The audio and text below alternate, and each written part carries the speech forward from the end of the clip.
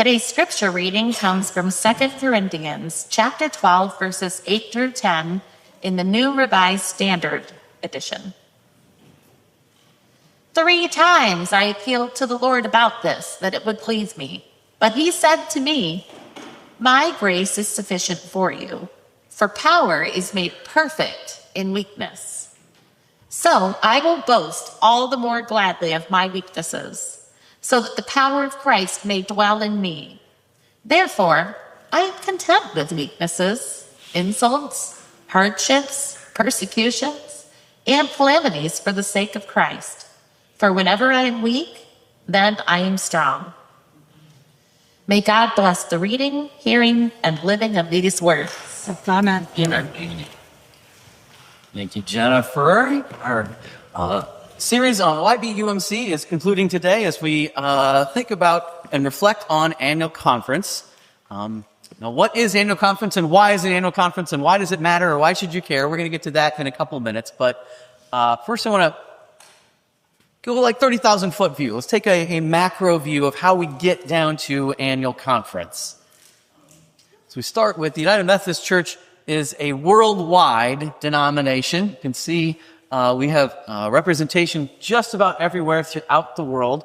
As we narrow that focus down to the United States, you can see that the United States, the UMC in the United States is made up of 5 jurisdictions. We're the north central jurisdiction. That's the part in, I think, red there in the kind of middle upper west part there. That's red, right? Yeah.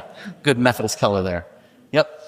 Right there. And then when you drill down from that, the north central jurisdiction is made up of a handful of conferences.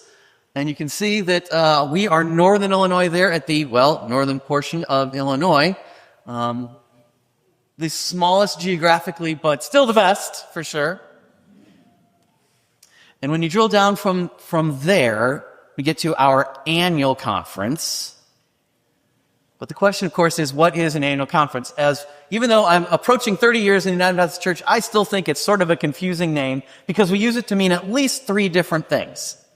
The most straightforward thing is what you might expect. The annual conference is a yearly gathering, right? And that's kind of the part that we're going to talk about here for a second. But it's also we might call a regional body, right? Think of it like the Big Ten Conference or the like Southwest Prairie Conference that Minooka High School is in, right? We use that word conference sometimes to mean a gathering, a grouping of organizations. So we're used to hearing it with schools. For the church, for the Northern Illinois Conference, there's a little over 300. You might have a dozen schools in a football conference, but the Northern Illinois Conference has 306 to be exact, churches in that conference. And then it's also a way to designate a geographical region.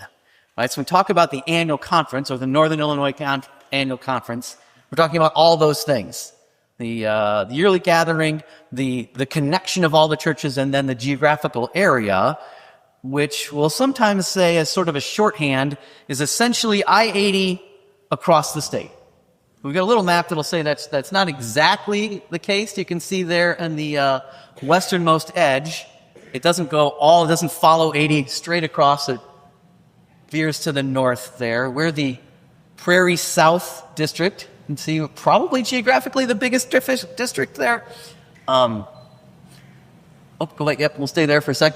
In the Prairie South, that's us. Also, we usually shorthand that it's kind of I-80 and north. Obviously, we know that's not true because here we are like 2 miles south of I-80. And we count. We're part of that. We're about as far south as any of the churches along the conference. So does that make sense? I know that was quick, but we've gone from the global view down to the local view. So we're the district, Prairie South District in the Northern Illinois Annual Conference. And each annual conference has a leader called a bishop.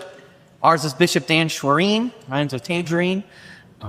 So there you go. Now you have a word that rhymes with tangerine. Now we just need to find one that rhymes with purple, and we'll all be like good at word games, I guess. Last year, he was also assigned the bishop to the Wisconsin Annual Conference. We're not joined. He's just the bishop for both. So That's a lot of geographical area to cover, basically from us all the way north to the entire breadth of Wisconsin. So he's a busy boy. And it's good that he has good help on both sides, as he liked to say, of the cheddar curtain.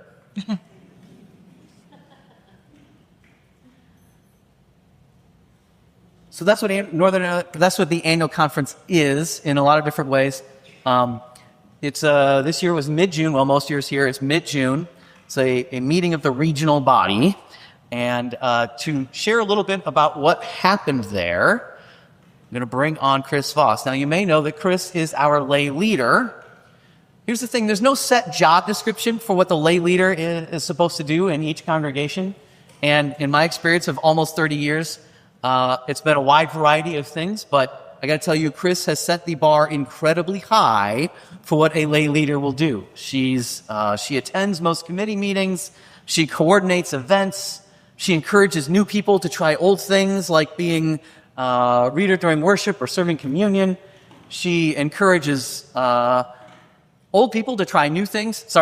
Experienced people to try new things like doing the prayer walk for peace we did a few months ago, actually now.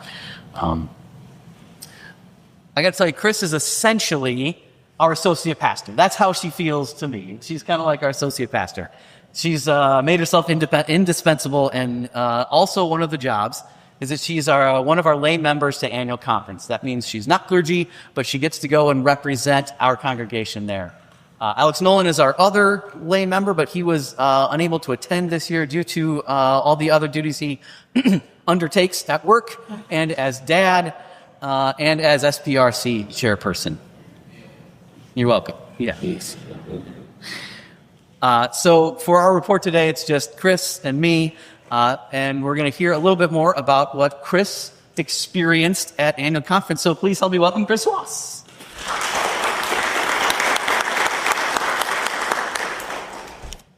Well, Pastor Dave said, try to make this interesting.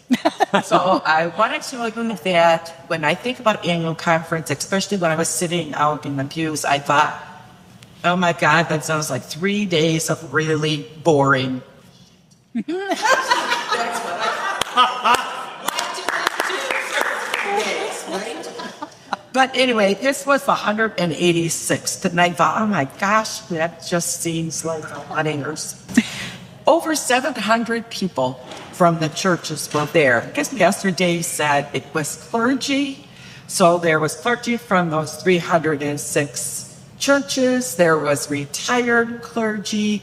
Then there were people that are in the conference, in the Northern Illinois Conference Administrative Office. And, no, my phone's ringing, sorry. And McAllen. So there was a lot of people there. There were 700 people altogether. And I used to think, gosh, why do I go to this? But you know what? It is our chance as lay people to have input into the policy and what goes on in the whole church. Not just the church here in the Northern Illinois Conference, not just the church in the United States, but the church in the world. So there is a lot of things that come up that we really make decisions about. So next year, if you want to go to this conference, we have 2 people that can go. As Pastor Dave said, we usually send the lay leader, but there's another person that can go. And if you want to be that person, you have to let the nominations committee know, because how we get that other person is they're nominated and they're voted on at our local church conference. There's that word again, conference. So next year, if you want to go to this conference, if you want to spend 3 days in June going to conference, you should let people know that this is something you're interested in. What I also used to think, well, make some fun of this, right? So the first year I went, I was really afraid because we were really talking about, whether clergy, gay people could be clergy, whether marriages could be performed within the church by our by our clergy and things like that. And it was a very contentious time in the life of the church as a whole. This year I thought, oh good, nothing contentious to talk about. This should be an easy conference. But you're going to hear that there were a few things that people followed. But I really look forward to seeing people that we know that served with us in the past. I saw Pastor Eddie, if you guys remember him. He's out in, I can't remember where he is, somewhere out west of even Rockford, so out there. I saw Pastor Mary, I saw Pastor Sarah and Pastor Caleb. Then I saw people that I have been on committees with, or people that I have been in classes with when Kim and I were taking various lay classes. So it was kind of a homecoming, kind of a fun thing in terms of that. But what I really look for is inspiration when I go. We look inside ourselves and we think, are we the only church that's struggling with money? Are we the only church that's struggling with membership? Are we the only church that has an aging congregation? And the answer to that is no. But our bishop has made such a difference. This bishop is so inspirational. And going to annual conference with him, there's a lot of idea sharing. A lot of things that are going on in other churches that we hear about, things that the conference is helping to support, not only maybe with some funds, but with training and education and things like that. And so it's a great place to go to get inspired about what's going to happen. I also was really interested in when I went to annual conference to learn about apportionments. I think Pastor Day touched on apportionments last week, which we can't say is a tax on our church that we pay the conference for the conference to run, but rather it's our way of contributing to the support of all Methodist churches, not only here in our conference, but in the United States and across the world. So I wanted to learn about that because they said there's going to be a new way of calculating apportionments. Before this, I don't even think the best accountants could figure out how they decided how much each church was supposed to pay. And now there was up for a vote a piece of legislation, a piece of policy that had to do with how they would determine apportionments. And I was really interested to hear that. And so we'll just hold that thought, because I'll come back to that when we talk about what we did. But part of the business that people here might want to know about is the Northern Illinois Conference. We also vote on the budget for the conference. And the budget for the conference every year that I've gone has gone up incrementally. This year their budget is flat. It's the same as it was last year. It's a balanced budget based on apportionments and the income they have from various areas. And I just wanted to say, when we say that we have a flat budget, that's nothing wrong with that. They're trying to work more efficiently with the people they have, the resources they have. But I think it's a good thing for us to see that they're holding down their costs as much as they can, just as we hold down costs in this church as much as we can. And the other thing that was talked about a little bit was the repair of the harm, which was a settlement for the abuse that took place during Boy Scout activities in some of our churches.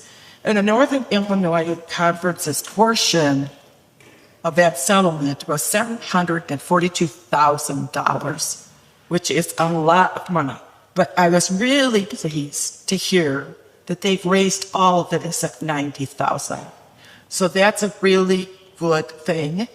They still are asking for churches to voluntarily contribute to this. So this is something we need to think about as our resources allow.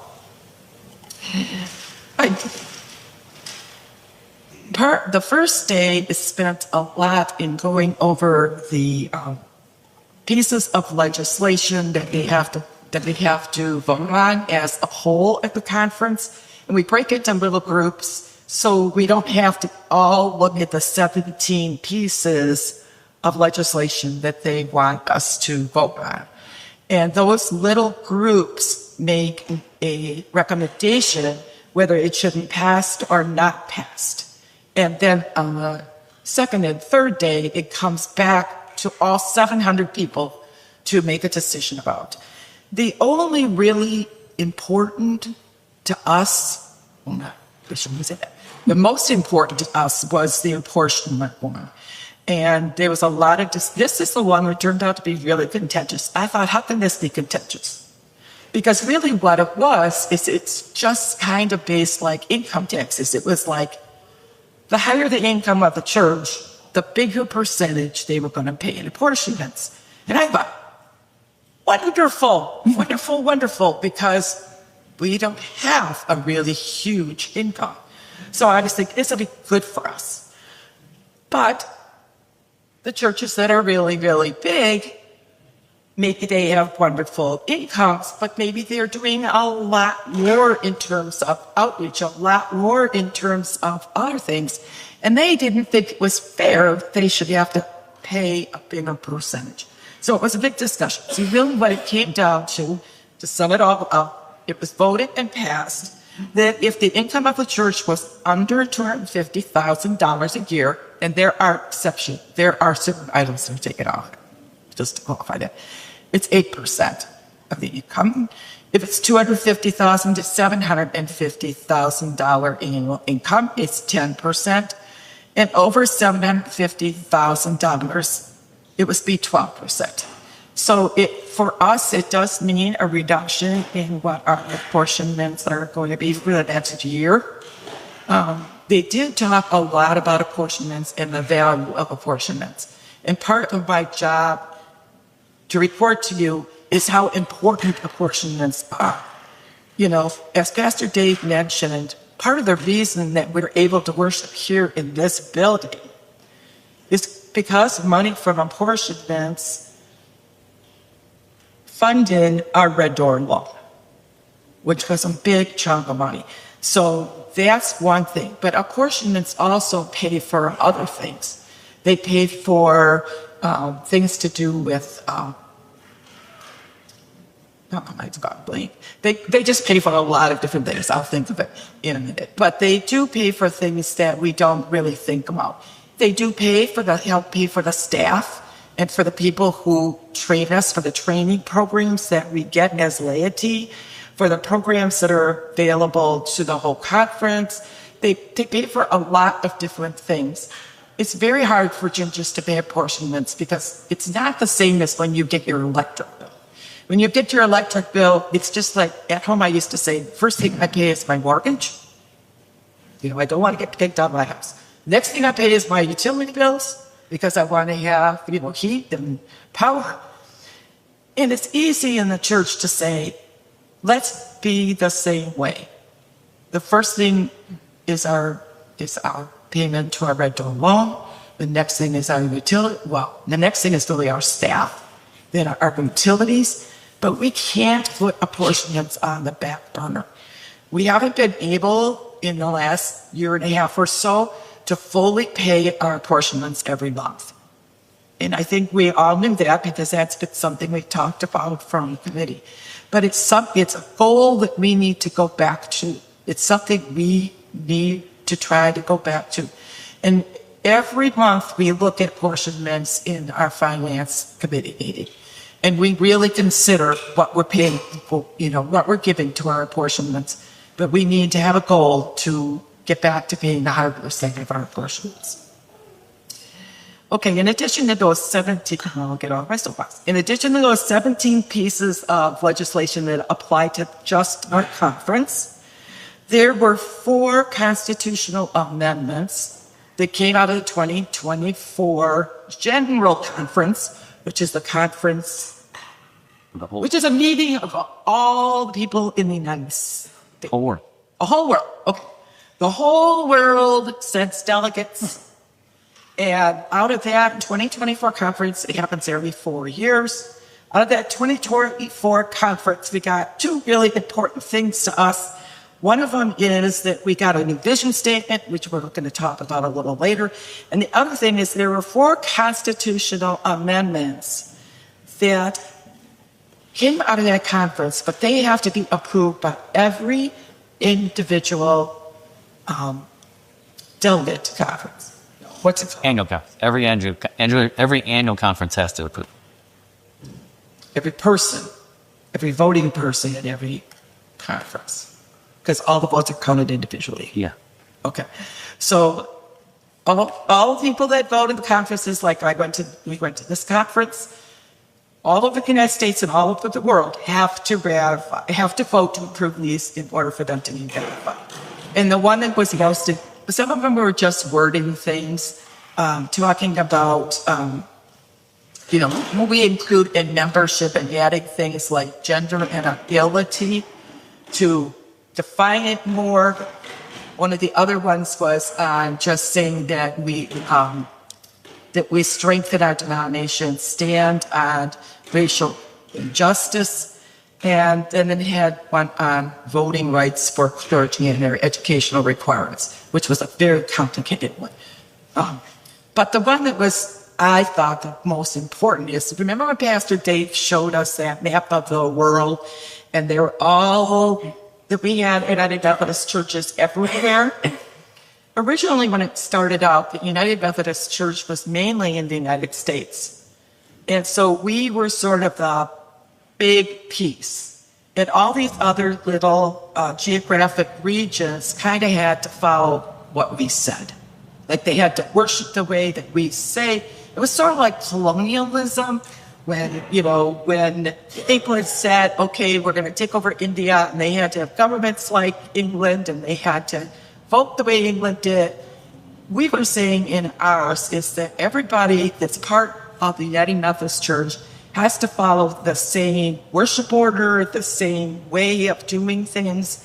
And what they're talking about now is making each of the regions throughout the world equal votes into things. So instead of us, the United States, being like the mom or the king, we're going to be equal, all equal partners. And I think that is probably the most important piece that came to us from the annual conference. We don't know the results of that until every conference has had their time to vote. Until all those individual votes get tallied up, we won't know what the answer is to those. So the last thing that I really wanted to talk about is when I talked about inspiration, I think something that really dawned on me during this church conference is something that Pastor Dave has been saying. It's something the Good Futures team has been saying.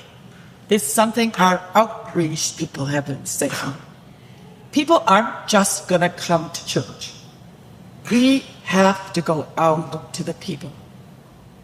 We have to look for new ways of reaching out, new ways of witnessing to our community, new ways to bring money into our church to support our church, whether that's renting out space, whether that's being in some collaboration with some other organization that uses part of our church.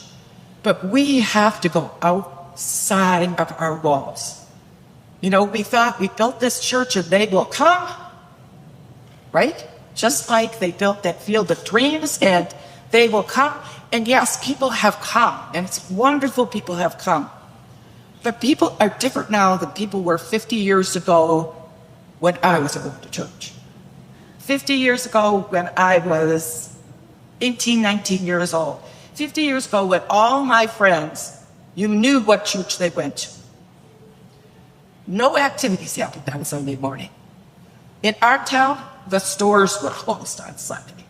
Sunday was a day of worship. Sunday was a day when everybody got in their car and went to church. And that was the way it is. Nowadays, that's not the way it is. We're competing with so much going on in the world. There is so little time for people. Kids' sports are doing on Sunday. We don't have enough time with our families, so maybe we think we should just sleep in and be with our family. We have to go out in the community. We have to show God's love. We have to take our witness out in the community and not stay here in the church walls. And to that end, the conference has done something that I think is pretty amazing. They have talked about cooperative parish partnerships. And cooperative parish partnerships now have a person that's leading this on a part-time basis. Her name is Reverend Joyce, and is in the Congregational Development Office of Northern Oklahoma Conference. And what they're looking at is things that in some ways we're already doing. We are being cooperative with Shanahan United Methodist. Look at us today. It's a perfect example. Tonight our Sunday Vacation Bible School starts. It's combined with Shanahan. It's combined for a lot of really good reasons. It combined to get a lot of kids. It's combined because they have more space than we do. It's combined because that way we have plenty of volunteers. But it's combined because, as we learned when we shared space with them, they believe the same things we do. We're not in competition. We think we're in competition. We think, oh, remember, we're in competition. We need to get them before Shanahan gets them or whatever. But that's not the way it should be.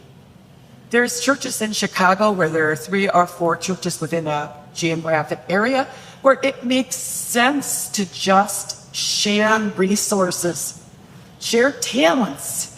You know, we have some really talented people. Katrina is a wonderful organizer of our Sunday school program and our Vacation Bible School program. So is the person in Shanahan. Why not take advantage of this? And in some ways, I think, Marilyn, in the past, we did this with ASD, right? We have kids from, from Grace? Shanahan and Grace that go on our Vacation Bible School. We are stronger on our ASP. We are stronger when we are together than when we are one. Yes. And being just standing here alone in the middle of this field in Minooka, we are much stronger if we're part of something bigger. So next year, and this is something I want everybody to think about, next year, the bishop has a focus on innovation. He's going to be giving out an innovation award. So don't we think that maybe we could be an innovative church and win an innovation award? We've already started. We have our Cook Futures team working. We already go to the library to do our Skeptic Circle, which is outreach into the community where the people are. Then, of course, we do our service things like food pantry, like going to Daybreak, like going on ASP. But we need to reach out. We need to be innovative. We need to get that award next year. That's my challenge to all of you. Thank you for sending me to annual conference.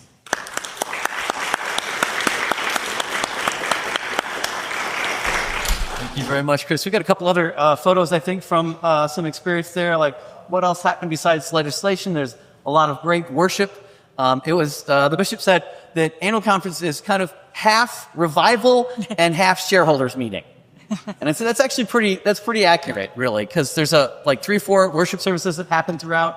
What else? We've got some good small group conversations.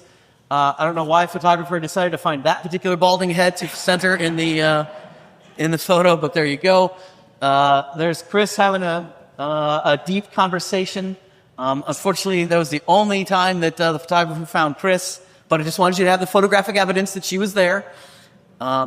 Let's see, what else? Yeah, she mentioned you meet folks that you run into folks that you've had connections with in the past. That's a huge piece of what happens.